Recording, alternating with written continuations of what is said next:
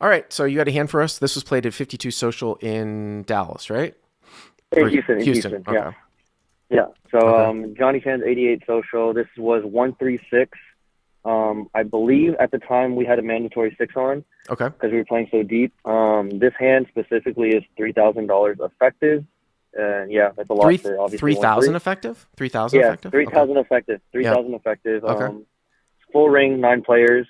We're on the under the gun straddle, and we have pocket aces, uh, ace of spades, ace of hearts. You're in the straddle. The in the straddle, yeah, in the Okay. straddle. Okay. The immediate next act +1 opens to 30. Hijack raises to $100. Folds Okay. around to us. This is easy 4 bet. So 4 bet to 300. So you cold four bet to 3x, and everybody's 3,000 deep. So you'd be surprised that you can actually go a little bit larger. Obviously, this is very, very sort of, it's a very strong play to cold four bet, right? But it's not just 2.2x. Like, I mean, from out of position, I've seen some reflection of that. But okay, so hero to 300. Yeah, here at Uh 300, huh. and only the hijack calls. So the original three better calls. Yes. So it looks like the pot is maybe what, like 650 or 640 or something like that, Yeah. right? So it's Yeah. yeah 630 basically. Okay. Hmm. The flop comes king 10 8 club heart spades. So king of clubs, 10 of hearts, 8 of spades, Okay. and I down bet to $250. I don't think I had to go too large, and I just want to keep him all his king X's in this spot, or allow him to catch up if he has anything at all, backdoor flush or straights. Well, he definitely is supposed to call with jacks and queens here too, right? If you don't go crazy, obviously you block ace king. I mean, some of the things that you know, credibly. I mean, you're definitely credible. You could be behind to six combos of sets here. I assume that the hijack is going to be three betting tens and kings for the most part here from this spot. So, Yeah, so those yeah, are the two it's hands I'm interesting. worried about, I guess. Yeah, So kings okay, and you bet tens, two fifty. and the hijack calls. So now the pot's like 1130, right? Yes, sir. Okay. The turn brings the 7 of hearts, so not too much change. Seven of hearts, which brings in a backdoor flush draw with the 10 of the hearts and the 7 of hearts. Okay. And I continue for 500 this time. So Jack 9, I'm just throwing some stuff out here. Not that this would necessarily be here, but because obviously this is a very tight configuration. The ranges should be much more condensed. I don't know how the hijack played. Does he have Yeah, he's three bet pretty folds? standard. Yeah. He's a pretty regular standard. So probably not going to be a whole lot of Jack 9. I was just going to say that Jack 9 sort of gets there, but besides that, it really doesn't make that much of a difference, of course, besides bringing in the backdoor flush. I would probably see, you also have the ace of hearts in your hand here too, which means that he's not going to have the nut flush draw. So I would say you probably still get to bet here. I'm not 100% sure, or like off the cusp, the sizing, but you go 500. I mean, in terms of, when I say I'm not sure, I'm talking about in terms of optimal. Everybody can throw these things into solutions, but I mean, you don't know it necessarily off the top of your head.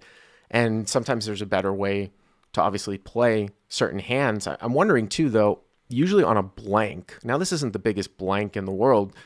You actually get to go a little bit larger, but you do have to have a little bit of respect for the fact that he probably has more sets than you do in this configuration. What if the turn was just like a deuce of diamonds? What would you bet?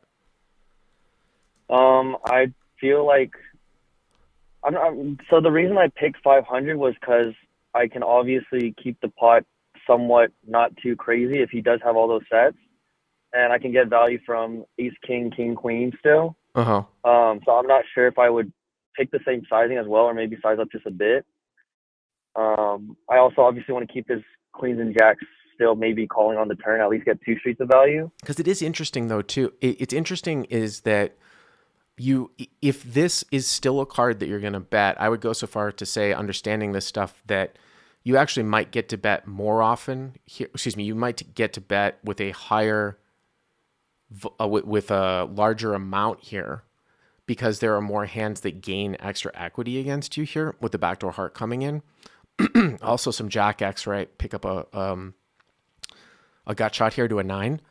So it wouldn't surprise me actually if you get to bet larger here on this card than you would want to on an offsuit deuce. If you can kind of follow with, because more value and stuff. Yeah. So you bet 500. Okay. Okay, that makes sense. So he calls, right? Hijack calls? Yeah, he calls. All right. So pot's 2130, and the river is the Jack of Spades? Yes. So king 10 8 7 backdoor heart, river is a jack. Now there's a one liner out here to a 9, right? Yep. Not that the 9 really has, I don't think a 9 here is really going to be all that relevant unless he's really far out there. I mean, could we see him have like 10-9 suited here? Because that would get here, right? 10-9 suited would get here. And, if he 3-bet called 10-9 suited, it would call on the flop, but I just don't see that much in Texas. Obviously, ace-queen, which would make, the nut straight. But in order for ace-queen to sort of stick around, I still think on the turn, it probably needs to have hearts. So maybe only one combo, of ace-queen, king-jack suited. It really comes back to like the 3-betting range of this guy from the hijack. But this is a little bit of a sticky spot because there's a lot of 2-pair out here. Now, this is a little bit different, though, in the sense that if he has ace-king, he still might call you. If he has a hand like king-queen, he might call you. It looks like you guys have, like 2? So you have 1 pot size bet left. Is that it, right? Yeah, give or take. Yep.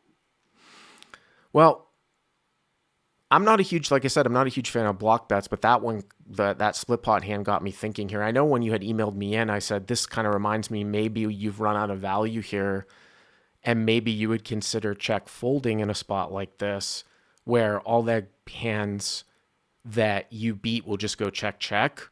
And then hands that beat you will bet. However, I still think that you can still get some value here from like ace king.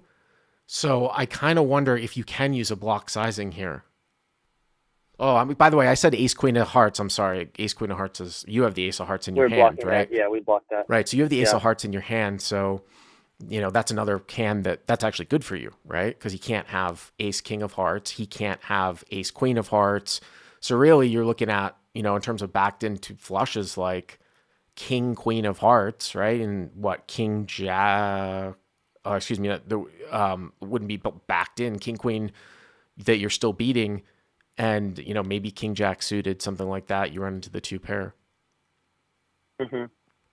So, yeah, so that's why I called in, because I didn't know if check calling would be the best option depending on the sizing, or if making a small like blockers then value bet. Because in your previous call you said you obviously don't like blockers unless they're meant to get some sort of value, and right. in this spot we get a bit of value from ace king, king queen.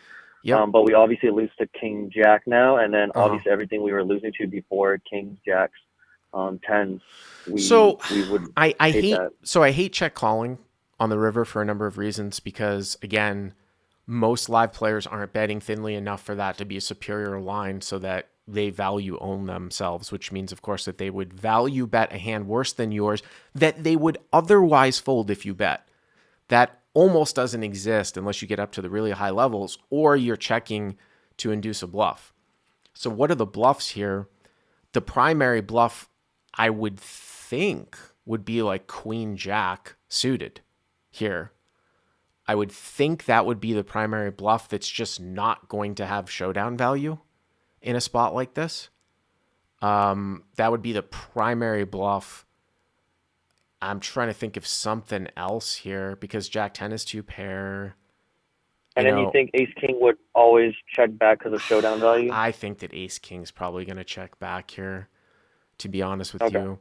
So, I mean, that's why I'm not a huge fan of check calling. I mean, if you check and this guy bets, I don't know what he's betting that you're good with unless he's turning something into a bluff. So it's a tricky spot because I can see some merit here for a block if you can get called by worse, right?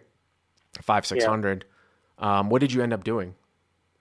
So the action just went check, check, and I'm assuming he had ace king because when I show my aces, he mucks. So what happened? Yeah. I'm sorry, it went check, check? It went check, check, Okay. and I showed my aces, and he mucked his hand. So you felt like you might have lost out on some value here? And that's why I kind of asked if a blocker thin value bet would have been more in order, to where he might have just had to call it off given the pot size. Like, we wouldn't have to go too large, right? I was just kind of thinking like maybe 500, right? Same type of thing. Yeah. I mean, that's why I don't know if I left 500 on the table. I mean, I'll tell you, there is a disaster scenario, which is, to play devil's advocate against the block, is if you are planning on block folding. See, this is an interesting run out because I don't even know if a block can really get raised here. Because how does he have ace queen when you have the ace of hearts? So it's kind of very, very interesting. And it's good to look at this in terms of the graphics here. I might actually put this one into my podcast here too, because it's king of clubs, 10 of hearts, 8 of spades, 7 of hearts, jack of spades. It's very important that the hero has the ace of hearts here. If you block 500, what can really raise you here? Because that guy shouldn't have ace queen, because the ace queen combo that gets there would be ace queen of hearts, which he can't really have. Now, he could have like 10-9. I said that before, but here's the disaster for blocking. If you're going to block fold, then it's an absolute disaster if option A was check and the guy say checks behind with queen jack and you win. And then option B is you block and then he bluff raises you and you fold. That's a disaster, right? Like, are you going to block fold? Are you going to bet 5 fold here? Because if you go 5 fold, the pot's going to be like 4,000, 1,500 for you to call, something like that, right? You guys have about pot size bet left. So 5, was it 25? Yeah, 45, 15 for you to call. 45, yeah. So, and that's why, like, I'm not, like, I wasn't sure, like, whether.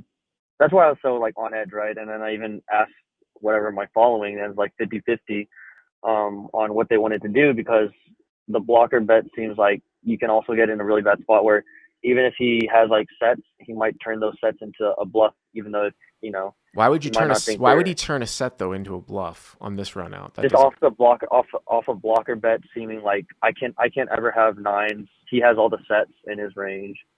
I guess, well, he would just call with his sets, right? Right. And then we would still lose. So we'd be value owning ourselves against those sets to pairs too. Mm-hmm. And that's why I didn't know if the blocker bet was best anyways, for that reason, that we lose to those value hands anyways. Well, I mean, you have to do the math out in the combos of like what, because remember, it's a really tight configuration too. It's a 4-bet pot. Like, does he 3-bet call all the king queen suited? There's only 3 king queens that are left, right? Because there's 1 king out there. I mean, is he 3-betting, calling with king jack? You have to do, queen, things like that. You have to run through all the different scenarios. If you look at it and you can't get called more than, say, 50% of the time with a block bet and be good, then no, it's not going to be a good play. The play really would be to check fold, I think, or check call if you think he's turning queen jack specifically into a bluff. But I want to plug your vlog, Andrew, just because I know you've called in before a few times. How often do you do videos? So I've cut down a bit given like real life stuff and work, but it's just Andrew Vodin Poker Vlogs, and I upload every week.